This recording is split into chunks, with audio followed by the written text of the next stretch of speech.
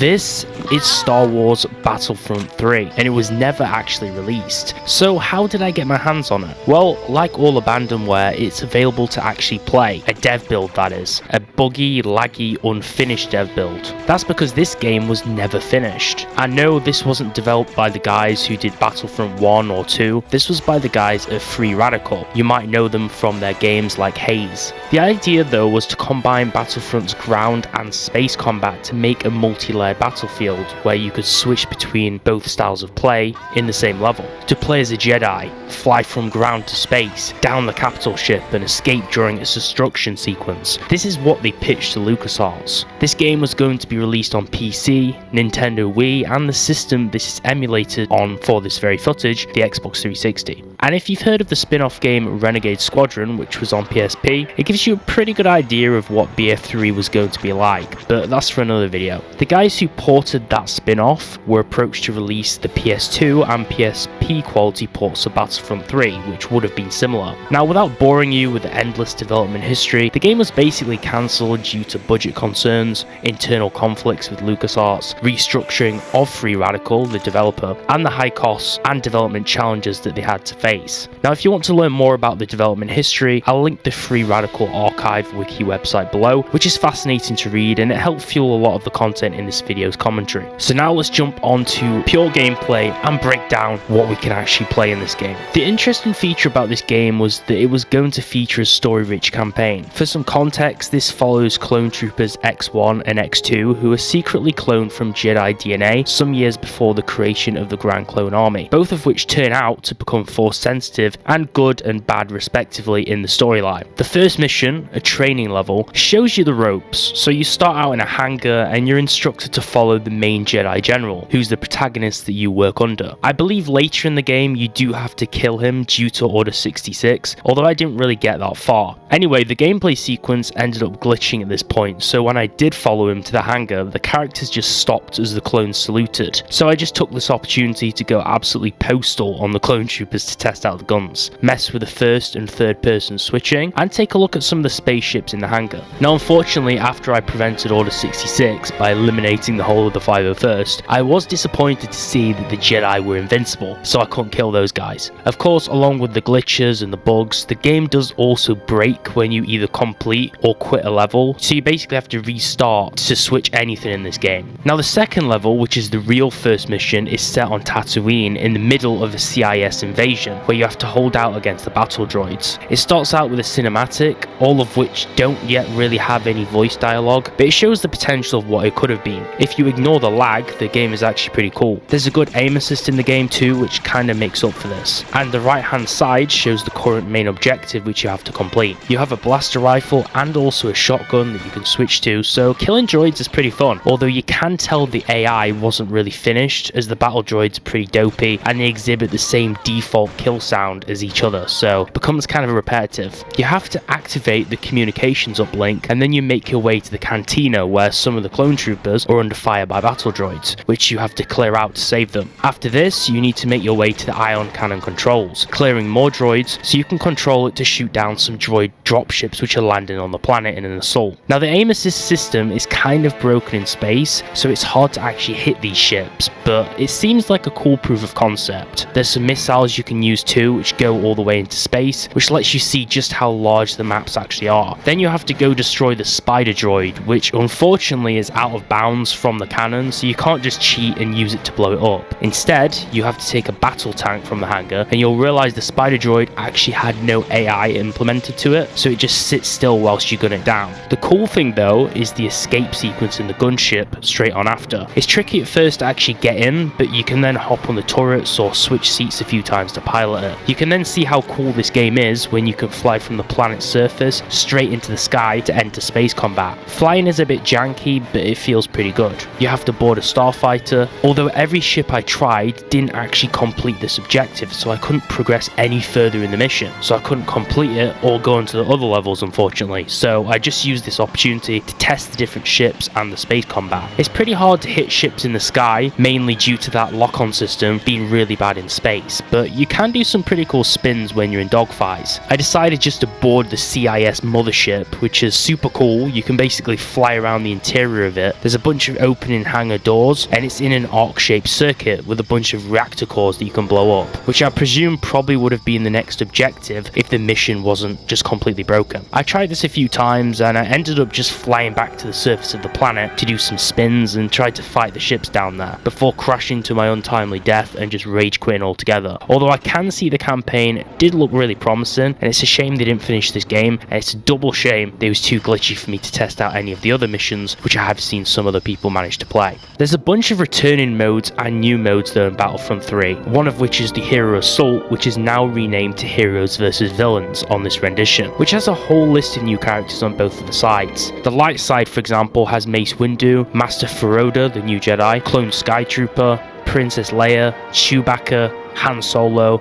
Lando Calrissian, Master Kota from The Force Unleashed, Anakin and Luke Skywalker, Tarful, Yoda, Obi-Wan and Ben Kenobi, and Padme. Whereas the dark side includes Count Dooku, Darth Vader, a droideka, Dirge from the Clone Wars, Clone Skytrooper, IG-88, Asajj Ventress, her Clone Wars rendition, the old Clone Wars cartoon, not the new one, Super Battle Droid, Magna Droid and Boba Fett. So there's a few similar characters to the old Battlefront hero mode. I decided to play Mace Windu. Now the animations are pretty cool for sprinting and the melee moves, and you can do some pretty insane force jumps and rolls, so the movement is there, as well as toggling your lightsaber on and off. Unfortunately though, I didn't realise at this point that you need to hold the left trigger to lock onto characters to actually make it playable as a Jedi or a Sith, so you'll see me just running around not hitting anything, which is probably both my fault and the design of the game and the fact that they didn't make this obvious from the get-go. Also, you'll notice without the AI, the characters kind of just sit there staring at each other with love eyes and they don't really fight, which isn't immersive, but you can appreciate Darth Maul for what he is. Now the only enemies I could kill easily were droidekas, which seemed kind of out of place in this mode. Then there was a conglomerate of AI that just kept kind of bundling together in a group doing nothing. I guess it felt like a character showcase map rather than a battle here. Of course there's also Conquest mode, which we all know is capturing command posts around the map within a timer. This was pretty cool to test out all the different clone trooper classes, one of which being the sniper, which doesn't have a scope but it zooms in pretty far and it's kind of OP due to the aim assist, although the Magna Guards going invisible were kind of trippy. There's also jet troopers that are pretty OP. Most of the models weren't finished, they do look a little bit derpy, but this mode is probably the most playable of them all. A lot of the classes are the same. You have the Heavy with a missile launcher, although he's not really as OP as I remember from Battlefront 2, since the radius of the rockets is actually just terrible, and I ended up just settling for the basic 501st Assault class. The DC-17 blaster is really well balanced and it just feels really cool to play with. I had a bit of fun messing around and capturing some command posts and testing out the combat system. I think if the AI was better, it'd be really cool. The combat and the perspectives feel good, and I expect this would have been a good game. When you get kills, you also have a similar medal system to the old Battlefronts, and the option to play heroes or hero classes when you get enough points. Hunt is also back with Predator vs Prey. We're talking Jawas vs Tuskens,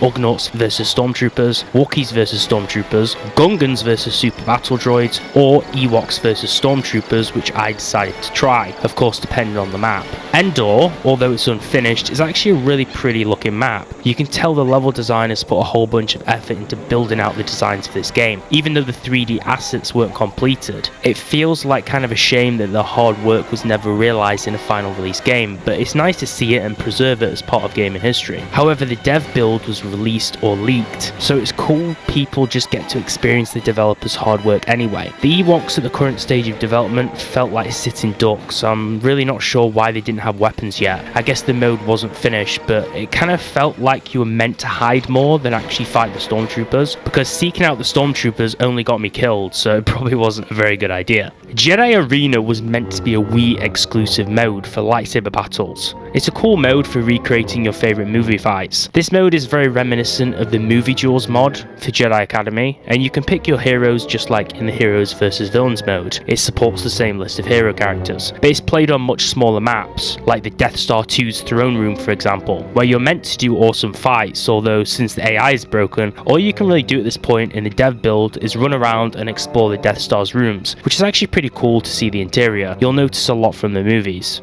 Galactic Conquest did of course make a return, letting you replay your favourite maps. I tested out the Clone Wars one, where you can attack a series of planets, the first of which is Kashyyyk, which reminds me of the EA Battlefront version. I ended up playing out as the new melee class, which is fresh to BF3. You basically have a polearm, which feels really weird as a clone trooper, although the CIS side has the Magna Guards, which makes more sense. At one point I came head to head with one, managing to best it with my lance like a true knight. They exhibit the same jumping as Jedi, so it feels kind of weird, but luckily I was saved by the bell when I had the chance to switch to Mace Windu. This mode is basically the same as normal Conquest, but it's got that story progression where you fight from planet to planet to finish the sequence. It was this level that I realised too, using the trigger to lock onto enemies actually made the Jedi heroes playable, and I also experienced yet again the cool concept of this game of hopping in a ship and flying into the sky to switch straight to space combat, which is what I really like about this game. It doesn't really feel linear at all. I landed in the capital ship, but there wasn't really much to do in there other than just kill a few droids, but it's pretty cool in concept. The Jet Trooper though was insanely fun to play. They have a kind of electric gun which has a very poor range and lock on, but it's really cool. It's kind of like they mixed the Battlefront 1 engineer class with the Jet Trooper class to make some kind of hybrid. There's also a free play mode, which is a nice opportunity to play many of the maps and levels without any kind of constraints. This really just shows how many maps were in this game. I decided to test out the Dathomir map. That's the home of the Night Sisters and Darth Maul. You only get one basic clone trooper class on this mode since you're not really fighting anyone and there's no AI spawns, but it's a cool opportunity to actually test out the levels. The massive green swamps with murky water and the mountainous valleys around this map are really cool. You can sprint up the rocky paths and weave around the canyon and its inner caves. It just generally is a really cool map to explore with a huge central base in the middle. I took a V-wing around the map to its highest point, and there's no out of bounds zones added to the map, so I could basically just land anywhere, although I did end up kamikazing to my death somehow anyway. All in all though, Battlefront 3 is actually a really cool game, and it seems like it would have been really promising if it was finished. The lack of AI and the unfinished 3D assets make it quite unplayable, but the concept is there and it kind of feels like it would have been a really strong game if it was completed. I'm not sure how the community would have received it, but you can check it out and see for yourself. Although it's sad to see it never materialize, it's great that the Star Wars community and video game preservation groups have managed to keep it alive. And there's some projects which actually try to get people to play it on multiplayer. Now I can't legally share this game itself, even though it is old software that's abandoned, but I will leave a link below in the description to the wiki with information about the game and information on playing it. If you liked the video, let me know in the comments what did you think of Battlefront 3, and make sure to like and subscribe. Thanks for watching.